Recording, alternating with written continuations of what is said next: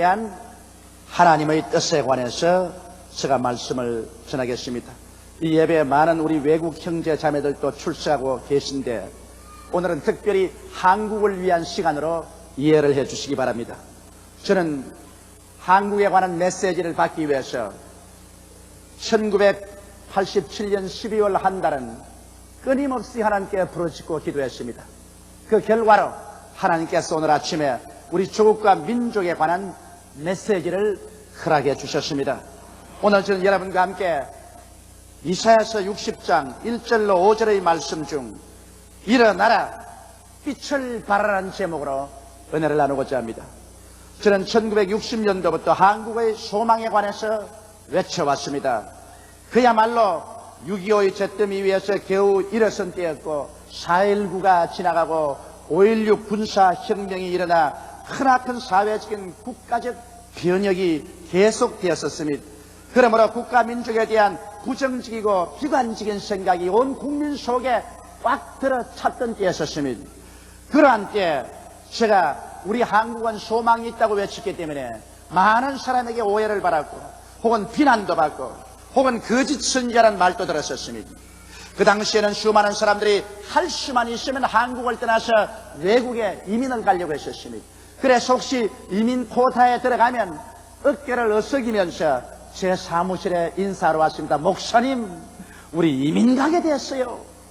얼마나 자랑스러운 얼굴로 그렇게 말했고, 이민을 못 가고 남아있는 우리들은 전부 선망의 눈으로 저들을 바라보았었습니다.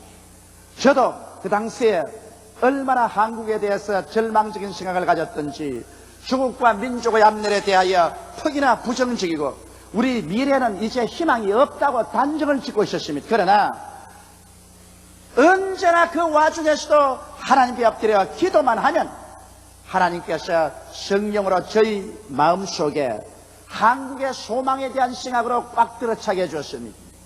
기도를 거치고 일어나면 모든 것이 절망인데 무릎을 꿇어 기도만 하면 내 마음속에 한국의 미래는 참으로 소망이 넘친다는 것과 그 소망의 메시지로 하나님의 백성을 위로하라는 하나님의 엄한 계시가 임하곤 했습니다. 그래서 제가 늘 전가하는 특유의 긍정적이고 적극적이며 창조적이고 생산적인 위로의 메시지를 30년간 계속해서 설계해 왔습니다. 저는 1988년 정초에 어떠한 말씀을 하나님 증거해야 되겠습니까?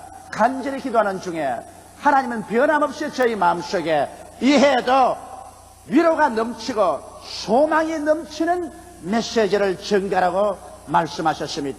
그래서 오늘 저는 소망의 메시지를 가지고 여러분에게 나왔습니다. 돌이켜보건대 60년대와 70년대를 거쳐 80년대 후반기에 이르기까지 하나님께서는 우리 민족을 엄청난 어두움과 시련과 백척간도의 위험에서도 수많은 기적으로 구출하였었고 오늘날에 와서 상상을 초월한 번영을 우리에게 누리게 해주셨습니다. 이제 곧 다가올 90년대를 바라보는 우리들에게 하나님이 주신 메시지는 무엇일까요? 1988년 정초 첫 주일을 드리는 우리에게 하나님은 무슨 말씀을 하시기를 원하실까요? 저는 그 말씀을 여러분에게 성경을 통해서 대언하고자 하는 것입니다. 첫째로 하나님께서는 우리를 향하여 일어나라고 말씀을 하십니다. 예수님께서 가버나움에 들어가셨을 때 수많은 사람들이 인산인해로 예수님 계신 집 앞에 모였습니다. 그럴 때 중풍에 걸려서 들것에 누워서 들려온 한 환자가 예수님 앞에 놓여졌습니다. 예수님은 그 환자를 보았었습니다. 인간적인 힘으로나 능력으로는 제기불능의 상태였었습니다. 어떠한 이야기나 어떠한 이술로도 제기할 수가 없습니다. 그럼에도 불구하고 예수님은 그 사람을 보시고 소자에 안심하라 내 죄사함을 받았나니라고 하시고 난 다음 일어나 내 침상을 들고 집으로 돌아가라고 말씀하시니 모든 사람이 보는 앞에서 모든 사람이 불가능이라고 생각하는데도 불구하고 그는 즉시로 일어나서 침상을 걸머쥐고 찬란한 희망을 향하여 걸어나가셨습니다. 바로 하나님께서 오늘날 우리 한국을 향해서 일어나라고 하시는 말씀은 예수님께서 중풍병자를 향해서 일어나라고 하신 그 말씀과 똑같은 말씀인 것입니다. 모든 사람이 불가능하다고 생각할지라도 자기 스스로 생각해도 나는 일어날 수 없는 처지에 있고 어떠한 인간의 이야기나 처방으로도 살아날 수 없다고 우리가 생각할지라도 하나님께서 우리를 향하여 오늘 일어나라고 말씀하시는 것입니다. 하나님이 일어나라고 하시기 때문에 우리는 앉아 있을 수도 없고 누워 있을 수도 없습니다. 우리는 낭패와 실망과 절망의 심상을 이제는 짊어지고 일어나셔 희망을 향한 행진을 시작해야만 하는 것입니다. 우리는 무엇에서 일어날까요? 역사적인 좌절에서 일어나야만 합니다. 오늘날 우리의 모든 한국 사람들은 그 마음의 잠재의식 속에 역사적으로 입은 상처가 열등의식과 좌절감이 되어서 짓누르고 있습니다. 1910년 한일 합방의 비굴에서 1945년 8월 15일 개방될 때까지의 민족적인 치욕의 상처에서 우리는 아직도 헤어나지 못하고 있습니다. 그러므로 이웃나라 일본에 대해서 우리는 마음속에 적개심을 가지고 있으며 열등의식과 치욕감을 가지고 있습니다. 그러나 하나님께서는 이 민족적인 역사적인 열등감에서 이제는 일어나서 치료를 받으라고 말씀하시는 것입니다. 이 이상자 우리는 열등의식이나 치욕감을 마음속에 느끼고 살 필요가 없는 것입니다. 개방 후 사회적인 거대한 혼란이 소용돌이 쳤습니다. 좌익과 우익의 충돌은 비극적이었습니다. 그 결과로 북쪽엔 소련이 남쪽은 미군이 주둔해서 우리 한국은 남북 분단의 처참한 좌절을 체험하게 되었습니다. 그 결과로 우리 민족은 얼마나 무기력하고 무능력하다는 것을 뼈저리게 느꼈었습니다. 이것이 우리 잠재의식 속에 응어리져 있습니다. 그러나 주님께서는 이제 그와 같은 민족적인 무력감에서도 일어나서 치료를 받으라고 말씀하시는 것입니다. 6.25의 민족적인 참화의 상처는 이루 말로 형용할 수 없습니다. 한 민족과 한 동포가 사상이 갈라져서 서로 대립하여 총검을 떼고 총탄을 부어대었다는 것 얼마나 비극적인 것입니까? 이 비극을 통해서 우리는 민족적인 절망감을 느꼈었습니다. 그러나 이제 하나님께서는 이 민족적인 절망감에서도 펴고 일어나라고 말씀하는 것입니다. 우리는 6.25 이후 지금까지 정치적인 독재와 부패 및 혼란에서 민족적인 분노를 누르고 살았었습니다. 그러나 이제는 그 분노도 다 털어버리고 일어나 치료를 받아 새 사람이 되라고 주님께서 말씀하시는 것입니다. 현실의 갈등에서 대화합의 장으로 하나님은 우리를 보시고 일어나라고 말씀하는 것입니다. 지금 우리 사회는 계층 간의 심한 갈등에 몸부림치고 있는 것입니다. 우리의 경제는 급속도로 성장해서 국민 소득 3,000불에 이르렀지만 이 급속도인 성장이 공평한 성장이 될 수가 없는 것입니다. 그렇기 때문에 잘 사는 자와 못 사는 자, 있는 자와 없는 자의 갈등에서 우리들은 몸부림치고 있습니다. 그러나 하나님은 이제 우리에게 말씀합니다. 일어나서 이 경제적인 불균등에서 조화와 균등을 가지도록 새로운 역사를 창조하라고 말씀하시는 것입니다. 우리는 세대 간의 갈등에서 몸부림칩니다. 구세대와 신세대, 늙은이와 젊은이들 간의 갈등이 이해와 동정으로 대결을 거치고 하나님은 일어나라고 말하는 것입니다. 역사는 마치 한강물과 같습니다. 한강물이 위에서 중간에서 끝까지 연결되어 흐르는 것처럼 역사는 단절될 수 없습니다. 역사는 계속해서 굽이굽이 흘러가는 강물처럼 흘러가는 것입니다. 그러므로 오늘날 젊은 세대는 늙은 세대가 시대에 뒤지고 곰팡이 냄새나는 생각을 한다고 멸시해서는 안 되는 것입니다. 왜냐하면 여러분 이 구세대 나이 먹은 세대의 지혜와 지식이 오늘날 젊은 세대의 활발한 꿈과 환상을 시도해 줘야 되는 것입니다. 젊은 세대는 활발한 꿈과 환상을 가지고 변혁을 가져옵니다. 그러나 젊은 세대들은 구세대의 안정과 지혜와 지식과 인도가 반드시 필요한 것입니다. 그래야 새로운 역사가 창조될 수 있는 것입니다. 이러므로 우리는 세대 간의 갈등에서 대화와 조화를 가져오도록 일어나라고 하나님은 말씀하시는 것입니다. 지역 간의 대립과 갈등에서 하나님은 일어나라고 말씀합니다. 근본 대통령 선거를 통해서 노출된 것처럼 영남과 호남의 지역 간 갈등이란 상상을 초월하게 우심한 것을 발견했습니다. 우리 한국은 정치적으로는 남북이 갈려졌지만 정신적으로는 동서로 갈려져 있습니다. 이와 같은 상황에서 하나님은 일어나서 이 심각한 대립과 갈등에서 조화와 화합을 가져오라고 명령을 하시는 것입니다. 인간과 인간 사이의 불신과 대결에서 용서와 사랑과 화합의 장으로 하나님은 일어나라고 말씀하는 것입니다. 여러분, 우리 하나님께서 일어나라고 말씀하실 때는 하나님이 치료하기 위해서 기다리고 계시기 때문에 그렇게 하시는 것입니다. 에베소서 5장 14절에 보면 그러므로 이러시기를 잠자는 자여 깨어서 죽은 자들 가운데서 일어나라. 그리스도께서 내게 빛이시라고 말씀하고 계신 것입니다. 하나님께서 일어나라고 명하시기 때문에 우리는 일어나야만 하는 것입니다. 일어나기를 거부하는 사람은 영구히 버림을 당하고야 맙니다. 그러므로 오늘 이 시간에 우리들은 모두 다 역사적인 좌절에서 일어나고 현실적인 갈등에서 대화합의 장으로 일어나서 치료함 받는 여러분이 되시기를 주님의 이름으로 축원합니다. 하나님은 이 시간에 두 손을 활짝 내밀고 여러분과 나를 치료하기 위해서 기다리시는 것입니다. 둘째로 하나님께서는 이제 빛을 발하라고 말하고 있습니다. 기나긴 세월 동안 저 극동아시아의 한 구석에서 어둡고 캄캄한 가운데 아무도 모르는 처지에서 살아온 우리들에게 일어나서 이제는 빛을 발하라고 말하고 있는 것입니다. 우리 스스로가 빛을 발할 만한 힘은 없습니다. 그러나 하나님께서 우리에게 빛임으로 하나님의 빛을 받아 온 천하에 그 빛을 반사하라고 주님께서 말씀하는 것입니다.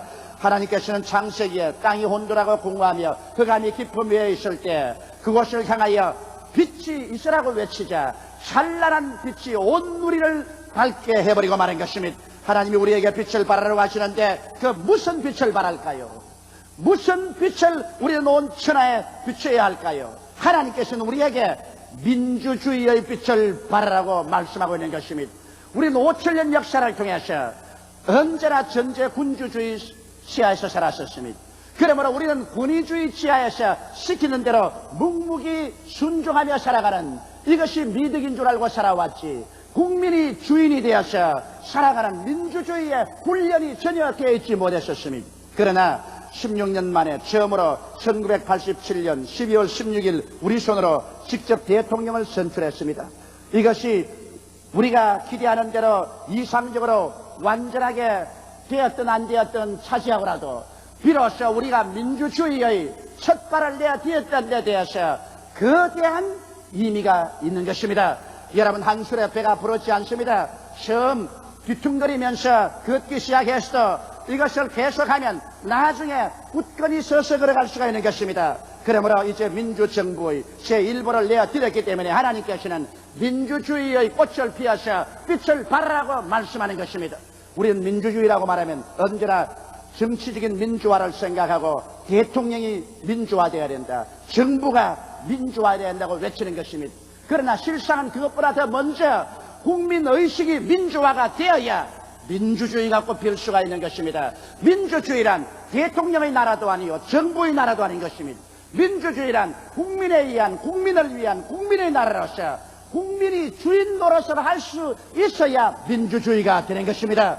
국민이 주인 노릇하지 못하고 언제나 노예 근성에 묶여 있거나 종살이의 심정으로 있으면 민주주의는 되지 않습니다. 그러므로 국민의식이 민주화되어서 국민 스스로가 법과 질서를 지키고 의무와 책임을 다하며 공중 도덕을 지킬 때 민주주의가 이루어지는 것입니다. 국민 한 사람 한 사람이 법을 어기고 질서를 무시하고 의무와 책임은 다하지 아니하고 공중 도덕은 다 짓밟아버리고 줄서기조차 하지 아니하고 길거리에 마음대로 담배 공초를 버리고 힘을 빼앗고 이렇게 하면서도 정부를 향해서 민주주의 하는 것은 노예 근성에서 하는 말인 것입니다. 이런 사람은 다스리기 위해서 반드시 폭력을 사용하지 않으면 안 되기 때문에 민주주의는 깨어져 버리고 마는 것입니다. 이러므로 금년도에 하나님께서 우리에게 빛을 발하는 것은 정치적인 민주화의 빛을 발할 뿐 아니라 국민의식의 민주화의 빛을 발하라고 주님께서 말씀하는 것입니다. 우리 한 사람 한 사람이 내가 있는 이 나라가 바로 내 집이며 내가 주인이라는 주인의식을 가지고 의식이 민주화가 되어야만 진실한 민주주의의 빛을 발할 수가 있는 것입니다. 하나님은 우리에게 민주화의 때를 주었습니다. 우리가 이 때를 잘 받아서 사용하면 위대한 민주국가가 이루어질 수 있는 것입니다. 둘째로 하나님께서는 번영의 빛을 발하라고 말씀합니다. 작년은 경제적으로나 사회적으로 참으로 힘든 해였었습니다. 연속된 태풍의 강타와 전국을 휩쓴 수해 나라가 휘청했습니다. 거기에다가 노사 분쟁의 소용돌이 속에서 이제는 나라와 경제가 결단이 날 것이라고 우리는 마음속에 염려했습니다. 거기에다가 국제무역 환경은 악화되고 원화는 절상되고 심히 어려운 고비에 처했습니다. 사회적인 불안과 학생 대문은 극도에 달했습니다. 외국에서 텔레비전만 보면 언제나 한국은 불붙는 한국이었었습니다. 체류탄을 쏘고 화염병을 던지고 학생과 경찰들이 밀고 밀리는 것만이 한국의 모습이었었습니다. 그러니 사람들이 한국의 물건을 사러 오겠으며 한국의 바이어들이 찾아올 리가 만무한 것입니다. 거기에다가 한국은 격렬한 대통령 선거를 했습니다.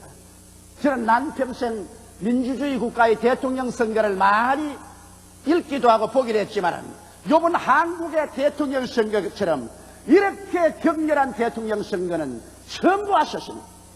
세상에 이런 대통령 선거도 있을 수가 있습니까? 온 국민 전체가 떴다 놓았다 열기에 취해서 호함치고 외치고 야단법석을 했습니다. 그래서 나라가 온통 다 뒤엎어질 것 같았었습니다.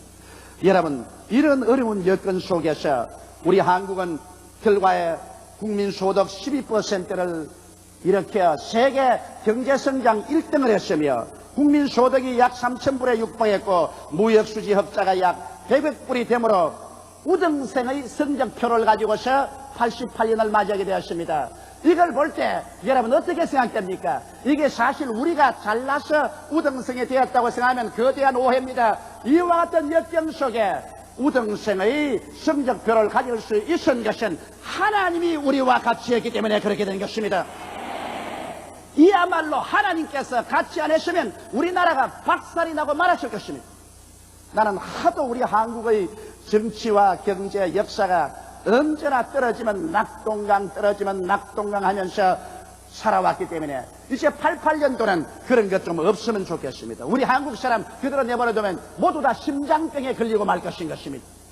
언제나 이제는 박살났다 하면 살을 깔아앉고 또 박살났다 하면 또 살을 깔아앉고 이런 한국적 스타일을 이제 버리고 우리 안정하고 살 수 있는 우리 사회가 되어야만 되겠습니다.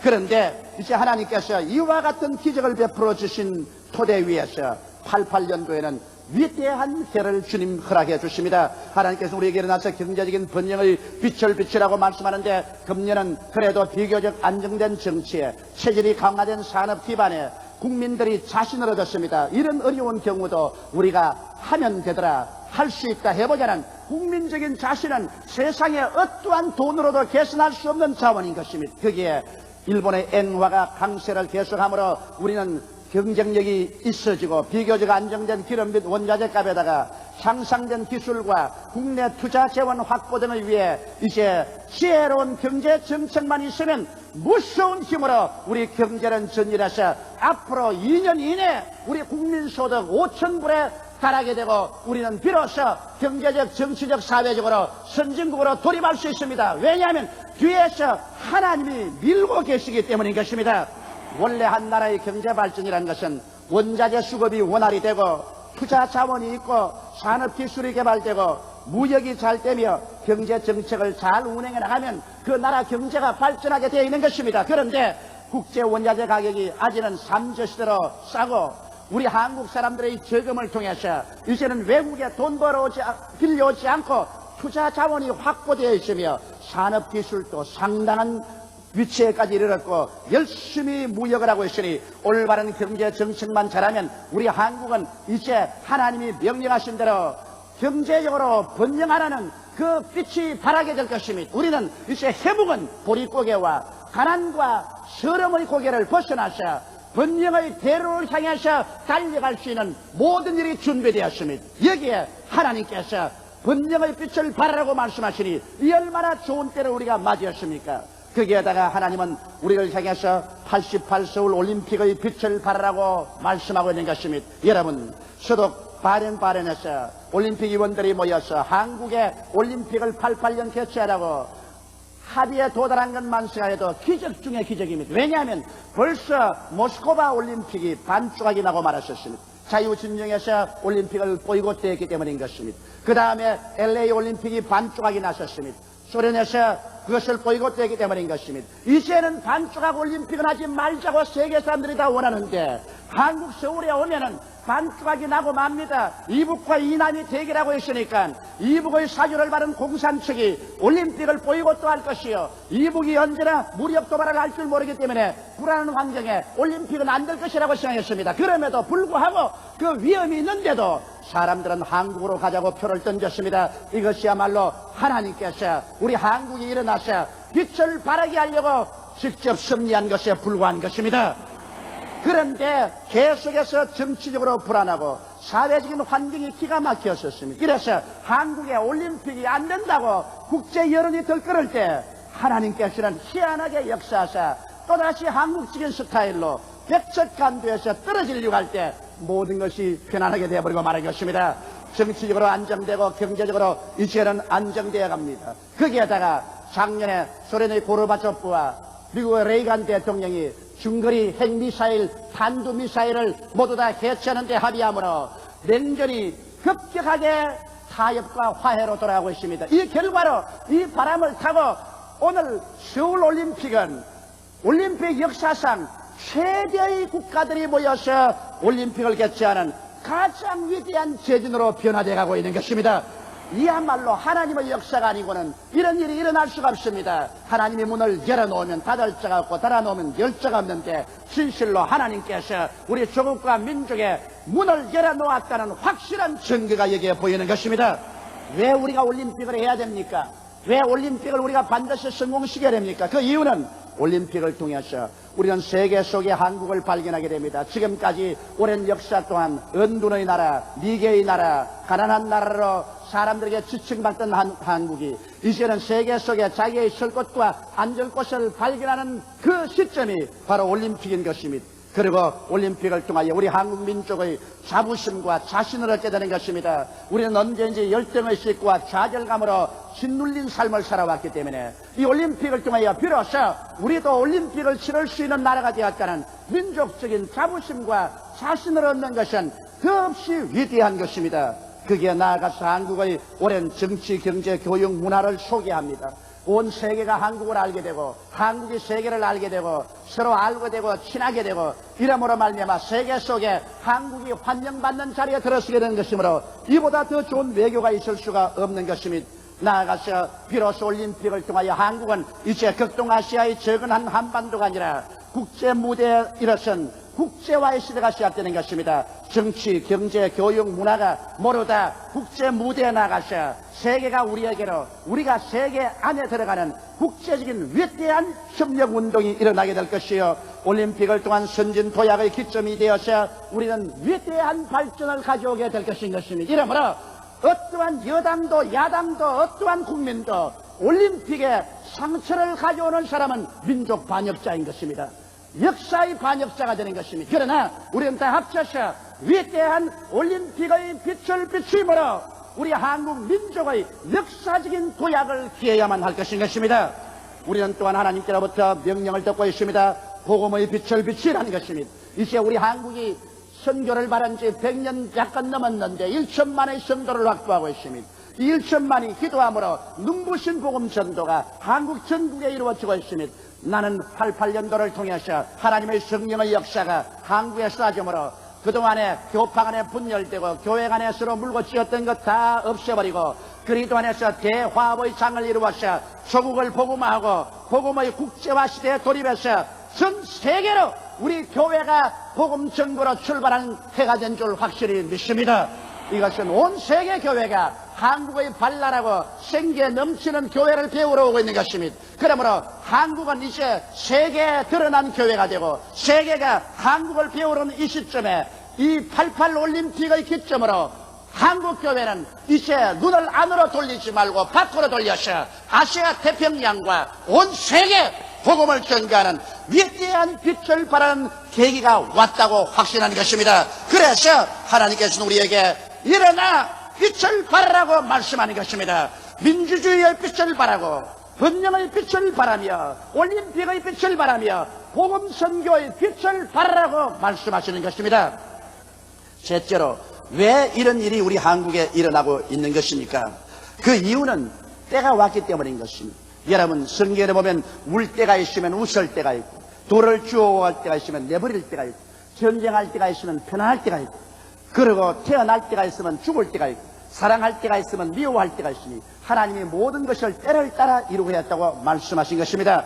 한국에 때가 왔기 때문인 것입니다. 이사야서 40장 1절로 2절에 보면 너희 하나님이 가라사대 너희는 위로하라, 내 백성을 위로하라, 너희는 정다이 예루살렘에 말하며 그것을 외쳐 구하라. 그 폭력의 때가 끝났고 그 죄악의 사함을 입었나니라. 5,000년 역사 동안에 우리는 폭력의 때가 끝났고 하나님의 죄사함의 때를 받게 된 것입니다. 이제 하나님께서 우리 민족에게 위로와 격려를 해줄 때가 다가왔기 때문인 것입니다. 성경은 말하기를 일어나라, 빛을 발하라, 내 빛이 이르렀다고 말한 것입니다. 여러분, 밤이 지나고 아침 동력이 혼이 트는 빛이 이를 때 그 빛을 막을 자 있습니까? 지구의 자전과 공전을 막을 자 있습니까? 하나님께서 우리 민족에게 어둡고 긴 밤을 그치고 이제는 빛이 이르렀다고 말씀하는데, 어두운 터널은 지나고 밝은 빛이 나왔는데 누가 이것을 제대로 들 수가 있는 것입니까? 성경은 여호와의 영광이 임하였다고 하셨습니다. 그러므로 하나님의 작정이 임하였다는 것입니다. 이것은 사람이 작정한 것이 아니요 하나님의 작정이 우리 조국과 민족에게 임하였다는 것을 말하는 것입니다. 물론 저희 말에 심하게 반대할 사람도 있을 것입니다. 조 목사 어리석은 소리 하지 마십시오. 당신은 목사로서 정치와 경제적인 현실을 모르고 그런 소리를 합니다. 지금 국제정세는 정치적으로나 경제적으로 낙관을 불허하기 어둡습니다. 조금 잘못하면 30년대에 겪었던 세계적인 경제공황이 올지도 모릅니다.